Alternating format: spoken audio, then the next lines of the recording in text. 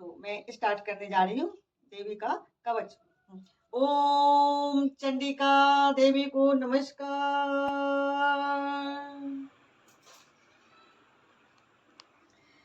मार्केंड जी ने कहा, पितामह, जो इस संसार में परम गोपनीय तथा मनुष्य की सब प्रकार से रक्षा करने वाला है और जो अब तक आपने दूसरे किसी के सामने प्रकट नहीं किया है, ऐसा साधन मुझे कोई बताइए। ब्रह्मा जी बोले, ब्राह्मण, ऐसा साधन तो एक देवी का कवच ही है, जो गोपनीय से भी परम गोपनीय पवित्र तथा संपूर्ण प्राणियों का उपकार करने वाला है। महामुनि, उसे श्रवण करो। देवी की 9 मूर्तियां हैं, जिन्हें नव दुर्गा कहते हैं। उनके पृथक पृथक नाम बतलाए जाते हैं। प्रथम नाम शैलपुत्री, दूसरी मूर्ति का नाम ब्रह्मचारिणी, तीसरा स्वरूप चंद्रघंटा के नाम से प्रसिद्ध है। चौथी मूर्ति को कुष्मांडा कहते हैं। 5वीं दुर्गा का नाम स्कंद माता है। देवी के छठे रूप को कात्यायनी कहते हैं। 7वां कालात्री और 8वां स्वरूप महागौरी के नाम से प्रसिद्ध है। 9वीं दुर्गा का नाम सिद्धिदात्री है। ये सब नाम सर्वज्ञ महात्मा वेद भगवत के द्वारा ही प्रतिपादित हुए। जो मनुष्य अग्नि में जल रहा हो, रणभूमि में शत्रुओं से घिर गया हो, विषम संकट में फंस गया हो तथा इस प्रकार भय से आतुर होकर जो भगवती दुर्गा का शरण में प्राप्त हो, उसका कभी कोई अमंगल नहीं होता। युद्ध के समय संकट में पड़ने पर भी उनके ऊपर कोई विपत्ति नहीं दिखाई देती। उन्हें शोक, दुख और भय की प्राप्ति नहीं होती। जिन्होंने भक्ति पूर्वक देवी का स्मरण किया है, उनका निश्चय ही अभ्युदय होता है। देवेश्वरी, जो तुम्हारा चिंतन करते हैं, उनकी तुम निस्संदेह रक्षा करते हो। चामुंडा देवी प्रेत पर आरूढ़ होती है। वाराही भैंसे पर सवारी करती है। ऐन्द्री का वाहन ऐरावत हाथी है। वैष्णवी देवी गरुड़ पर ही आसन जमाती है। माहेश्वरी वृषभ पर आरूढ़ होती है। कौमारी का वाहन मयूर है। भगवान विष्णु की प्रियतमा लक्ष्मी देवी कमल के आसन पर विराजमान है। हाथों में कमल धारण किए हुई है। वृषभ और आरूढ़ सूर्य देवी श्वेत रूप धारण कर रखा है। ब्रह्मा देवी हंस पर बैठी हुई है और सब प्रकार के आभूषणों से विभूषित है। इस प्रकार ये सभी माताएं सब प्रकार की योग शक्तियों से संपन्न है। इनके सिवा और भी बहुत सी देवियां हैं, जो अनेक प्रकार के आभूषणों से शोभा से युक्त है तथा नाना प्रकार के रत्नों से सुशोभित है।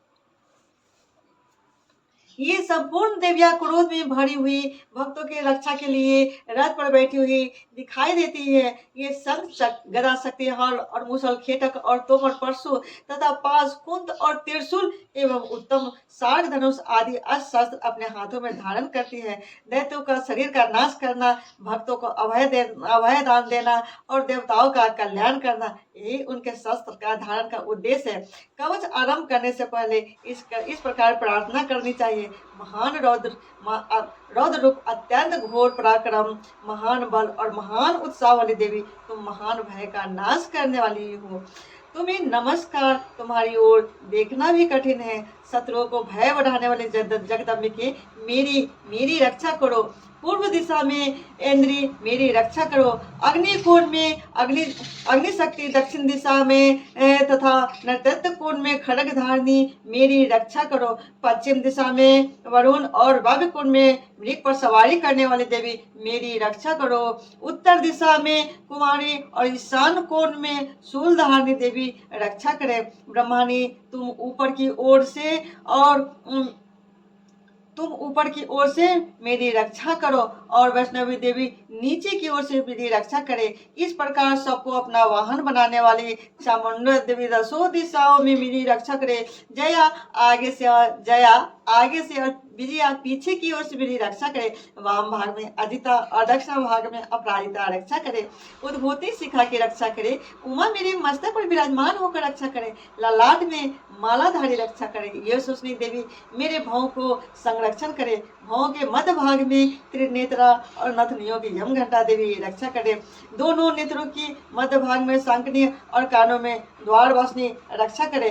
कालिका देवी कपोलों की तथा भगवती सांकरी कानों की मूलधार की रक्षा करे। नासिका में सुगंधा और ऊपर की ओर में चर्चिका देवी रक्षा करे। नीचे की ओठ में अमृत कला तथा जिहा में सरस्वती देवी रक्षा करे।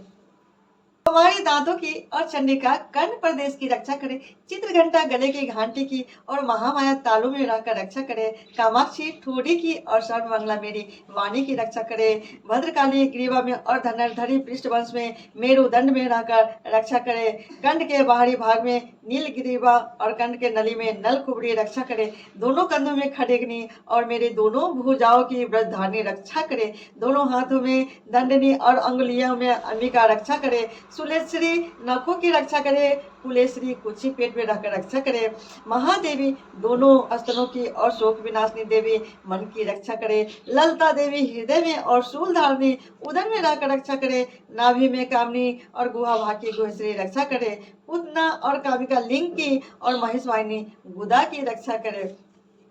भगवती कटी भाग में और विंध्यवासिनी घुटनों की रक्षा करे। संपूर्ण कामनाओं की देने वाली महाबली देवी दोनों पिंडलियों की रक्षा करे। नरसिंही दोनों गुंटियों की और तेजस्वी देवी दोनों चरणों की पृष्ठभाग की रक्षा करे।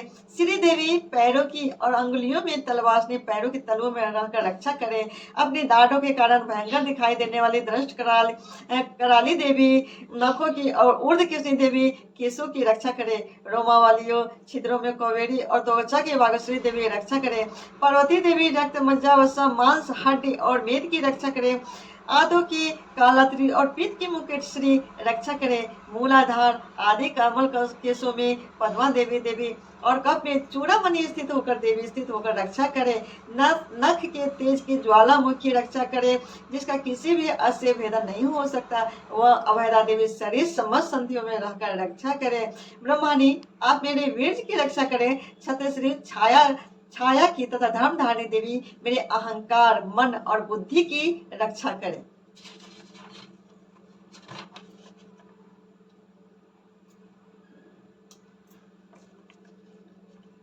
हाथों में ब्रज धारण करने वाले ब्रज हस्ता देवी मेरे प्राण अपान उदान व्यान और समान वायु की रक्षा करे। कल्याण से शोभित होने वाले भगवती कल्याण शोभना में मेरी प्राण की रक्षा करे। रस रूप गंध शब्द स्पर्श इन विषयों को अनुभव करते समय जोगनी देवी तथा रक्षा करे तथा सत्य गुण रजोगुण और तमो गुण रक्षा सदा नारायणी देवी करे।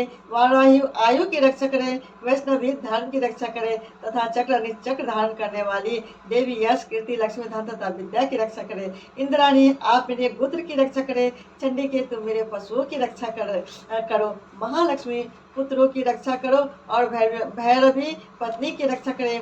मेरे पद की सुखता तथा मार्ग क्षेम करे रक्षा करे। राजा के दरबार में महालक्ष्मी रक्षा करे तथा सब ओर से व्याप्त रहने वाली विजया देवी संपूर्ण भय से मेरी रक्षा करे। देवी जो स्थान कवच में नहीं कहा गया हो अतएव रक्षा से रहित हो, वह सब तुम्हारे द्वारा हो, क्योंकि तुम विजयशालिनी और पाप नाशनी हो। यदि अपने शरीर का भला चाहे तो मनुष्य बिना कवच के कहीं एक पग भी न जाए, कवच का पाठ करके ही यात्रा करे। कवच के द्वारा सब ओर से सुरक्षित मनुष्य जहाँ जहाँ भी जाता है वहाँ उसे धन लाभ होता है तथा संपूर्ण कामनाओं की सिद्धि करने वाली विजय की प्राप्ति होती है। और जिस अभिष्ट वस्तु को चिंतन करता है उसको निश्चय ही प्राप्त कर लेता है। वह मनुष्य इस पृथ्वी पर तुलना रहित महान ईश्वर का भागी होता है। कवच से सुरक्षित मनुष्य निर्भय हो जाता है। युद्ध में उसकी पराजय नहीं होती तथा वह तीनों लोकों में पूजनीय होता है। देवी का यह कवच देवताओं के लिए भी दुर्लभ है। जो प्रतिदिन नियम पूर्वक तीनों संध्याओं के समय श्रद्धा के साथ इसका पाठ करता है उसे दैविक लाभ प्राप्त होती है तथा वह तीनों लोकों में कहीं भी पराजित नहीं होती। इतना ही नहीं, वह मृत्यु से भी रहित हो 100 से भी अधिक वर्षों तक जीवित रहता है। मकड़ी चेचक और कोढ़ आदि उसकी संपूर्ण व्याधियां नष्ट हो जाती है। कनेर भांग हफीम धतूर आदि अस्तावर विष सांप और बिच्छू के आदि के काटने से चढ़ा हुआ जख्म विष तथा अहिफेन और तेल के संयोग आदि से बनाने वाले कृत्रिम विष ये सभी प्रकार के विष दूर हो जाते हैं, उनका कोई असर नहीं होता। इस पृथ्वी पर मारण मोहन आदि जितने अभिचारिक प्रयोग होते हैं तथा इस प्रकार के जितने मंत्र यंत्र होते हैं सब इस कवच को हृदय में धारण कर लेने पर उस मनुष्य को देखते ही नष्ट नष्ट हो जाते हैं। यही नहीं, पृथ्वी पर विचरने वाले ग्राम देवता, आकाशचारी देव से, जल से संबंधित प्रकट होने वाले गण, उपदेश मात्र से सिद्ध होने वाले निम्न कोटि के देवता, अपने जन के साथ प्रकट होने वाले देवता, कुल देवता, माला, कंठमाला आदि, डाकनी, शाकनी, अंतरिक्ष में विचरने वाले अत्यंत बलवती भयानक डाकनियां, ग्रह, भूत, पिशाच, यक्ष, गंधर्व, राक्षस, ब्रह्म राक्षस, बेताल, कुष्मांडा और भैरव आदि अनिष्ट कारक देवता भी हृदय में कवच धारण किए रहने पर उस मनुष्य को देखते ही भाग जाते हैं। कवचधारी पुरुषों को राजा से सम्मान वृद्धि प्राप्त होती है। यह कवच मनुष्य की तेज की वृद्धि करने वाला और उत्तम है। कवच का पाठ करने वाला पुरुष अपने कीर्ति से विभूषित भूतल पर अपने सुयश के साथ साथ वृद्धि को प्राप्त होता है। जो पहले कवच का पाठ करके उसके बाद सप्तशती चंडिका का पाठ करता है, उसकी जब तक वन पर्वत और कानों सहित यह पृथ्वी टिकी रहती है, तब तक यहाँ पुत्र पौत्र आदि संतान परंपरा बनी रहती है।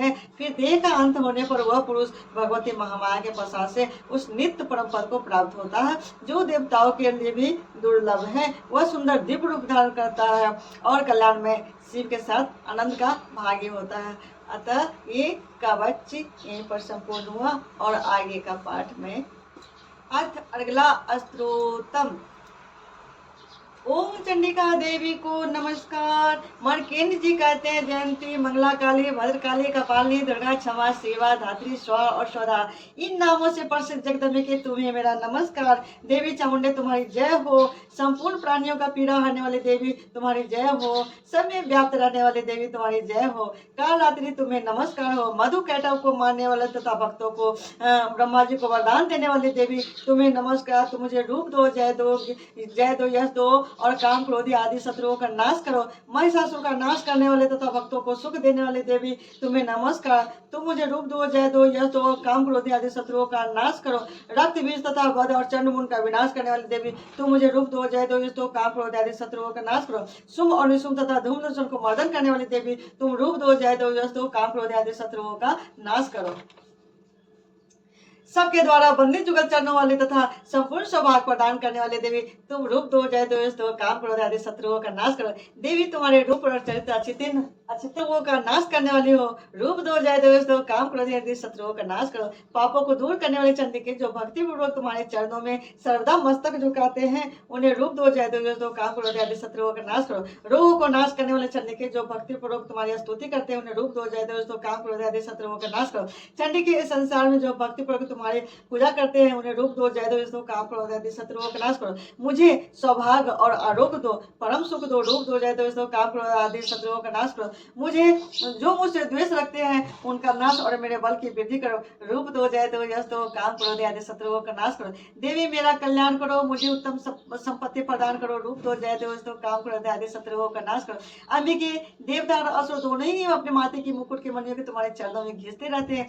तुम रूप दो, जय दो, यश दो, काम, क्रोध आदि शत्रुओं का नाश करो। तुम अपने भक्तजनों को विद्वान, यशस्विवान और लक्ष्मीवान बनाओ। रूप दो, जय दो, यश दो, काम, क्रोध आदि शत्रुओं का नाश करो। प्रचंड को दृढ़पन करने वाली चंडी के मुझ शरणागत को रूप दो, जय दो, यश दो, काम, क्रोध आदि शत्रुओं का नाश करो। चतुर्मुख ब्रह्मा जी द्वारा प्रशंसित चार भुजाधारी परमेश्वरी तुम रूप दो, जय दो, यश दो, काम, क्रोध आदि शत्रुओं का नाश करो। देवी अंबिके भगवान विष्णु नित्य निरंतर भक्तिपूर्वक तुम्हारी स्तुति करते रहते हैं। तुम रूप दो, जय दो, यश दो, काम, क्रोध आदि शत्रुओं का नाश करो। हिमालय कन्या पार्वती पति महादेव जो द्वारा प्रशंसित होने वाले परमेश्वरी तुम रूप दो, जय दो, यश दो, काम, क्रोध आदि शत्रुओं का नाश करो। सचिपति इंद्र द्वारा सद्भाव से पूजित होने वाले परमेश्वरी तुम रूप दो, जय दो, यश दो, काम, क्रोध आदि शत्रुओं का नाश करो। प्रचंड भुजंडों वाले दैत्यों को घमंड चूर करने वाले देवी तुम रूप दो, जय दो, यश दो, काम, क्रोध आदि शत्रुओं का नाश करो। तुम अपने भक्तजनों को सदा आनंद प्रदान करती रहती है। मुझे रूप दो, जय दो, यश दो, काम, क्रोध आदि शत्रुओं का नाश करो। मन की इच्छा के अनुसार चलने वाली मनोहर पत्नी प्रदान करो, जो दुर्गम संसार सागर से तरने वाले तथा उत्तम कुल में संसार में तरने वाले तथा उत्तम कुल में उत्पन्न हुई हो। जो मनुष्य इस स्तोत्र का पाठ करके सप्तशती रूपी महास्तोत्र का पाठ करता है, वह सप्तशती की जब संख्या से मिलने वाले श्रेष्ठ को फल को प्राप्त होता है, साथ ही वह प्रचुर संपत्ति भी प्राप्त कर लेता है। देवी कीलकम। ओम चंडिका देवी को नमस्कार। मार्कंडी कहते हैं विशुद्ध ज्ञानी जिनका शरीर है, तीनों वेद ही जिनके तीन दिव्य नेत्र है, जो कल्याण प्राप्ति हेतु तथा अपने मस्तक पर अचंद का मुकुट धारण करते हैं, उन भगवान शिव को नमस्कार। मंत्रों को जो अभिकीलक अर्थात मंत्रों की सिद्धि में विघ्न उपस्थित करने वाले साप रूपी किलक का जो निवारण करने वाला है, उस सप्तती स्त्रोत को संपूर्ण रूप से जानना चाहिए और जानकर उसकी उपासना करनी चाहिए। यदि सप्तती के अतिरिक्त अन्य मंत्रों के जप में भी निरंतर लगा रहता है, वो भी कल्याण का भागी होता है।